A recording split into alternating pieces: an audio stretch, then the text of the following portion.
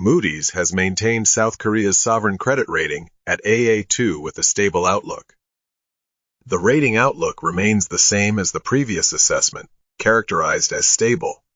The economic growth rate for this year is expected to reach up to 2.5%, supported by the recovery of the semiconductor industry and other factors.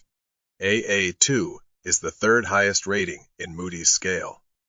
South Korea shares this rating with countries such as France and the United Arab Emirates.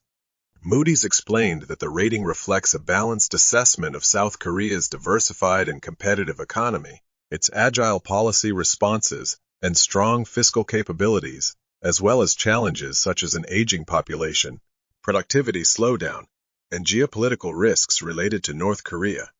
From an internal perspective, there may seem to be numerous problems, but, from a third-party perspective, South Korea is truly an admirable country.